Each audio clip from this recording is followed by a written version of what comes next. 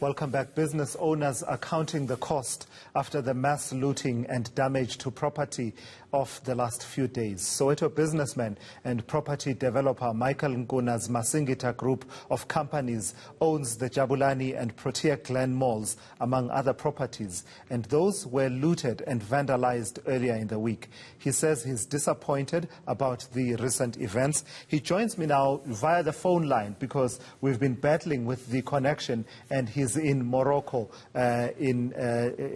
just on a business trip, I suppose. Mr. Nkuna, thank you for your time. Just give me a sense of the amount of damage that has been wrought on some of your properties, particularly in Johannesburg.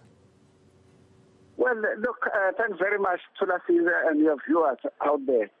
You know, the damage is so expensive. Look at the value of Jabulani is in the region of about 1.3 billion, and Protea Glen in the region of about 650 to 700 million. So it's quite a very, expensive assignment. And some of us, we have decided to take that risk and go and, bring the economic development so that people can be able to shop closer as compared to moving to town or moving to Lenasia. The other white areas that were supposed to be fed by the colonial design when they designed the township and the urban area and the rural area. So what has happened here on Monday is, I would say it's a dark cloud in South Africa, because I never thought it would happen during democracy.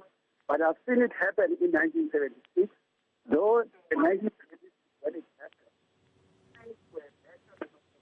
they had a plan because they was designed at the apartheid. So what they've done, they targeted that government, Now, Mr. Nkuna, Mr. Nkuna, my apologies.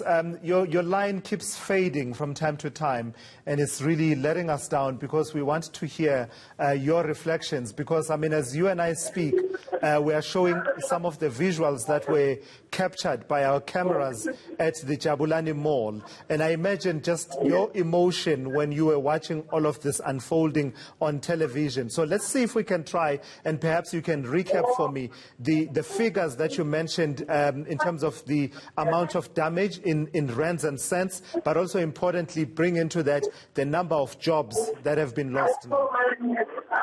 Okay. You see, the amount of damage, we're going there on Monday to do the assessment because my team was waiting for area to cool down so that, they can enter the area and do the proper assessment. And hence, you see, I was giving you the value of investment that has been invested there. Instead as job is concerned, Jabulani Mall, we used to have, 7,000 to 8,000 people working on a daily basis.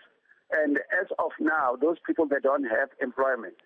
And then Protea Glen, we're having something like between 4,000 and 5,000 workers on a daily basis. So you can see it's quite a high number, and it's pain to us to see what has happened. And just in terms of what the loss represents for communities such as those communities around Soweto. I remember some years ago, it used to be a phenomenon, Mr. Nkuna, and I don't need to tell you this. You've been at this since around 1983 in terms of property development in the townships. It used to be a phenomenon, though, that townships were not attractive for this kind of convenience, opportunities in the township. People used to need to travel to the Johannesburg CBD. They would go to the Carlton Center, and people used to go to Southgate for them to do their shopping. Just what this means for you in terms of being at the heart of the community and bringing convenience as well as job opportunities to the communities. It must be heartbreaking. No, it is heartbreaking because, you see, we're going back to where we were during apartheid time, because when, our country was segmented into three spheres, which is, urban area, township, and rural areas. it was meant that, development must happen only in urban areas. So black was supposed to feed, those areas. So what we were doing in terms of establishing, the township economy, we wanted to create, a parallel economy and an economy that, we can claim to say this.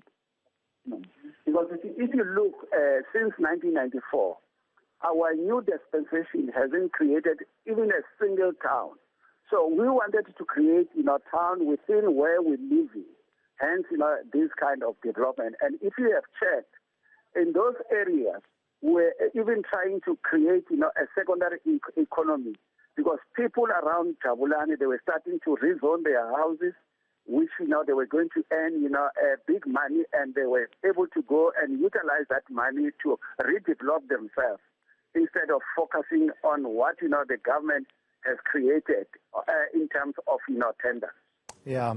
All right, Mr. Nkuna, thank you so much for your time. And I'm really sorry. I mean, I can only imagine how you must be feeling, being so invested in the various communities, township communities around the country. The line did let us down from time to time, and hopefully when you are back, we can have a proper reflection once you've also quantified the amount of the damage. That is Jabulani Nkuna, they of the Masingita Group of Companies. They own such establishments as the Jabulani Mall as well as Protea, Glen. But the long and short of it, in terms of the number of jobs lost and at risk, he says at Jabulani Mall you had between 7,000 and 8,000 people working at that mall. Those jobs are on the line, if not lost already.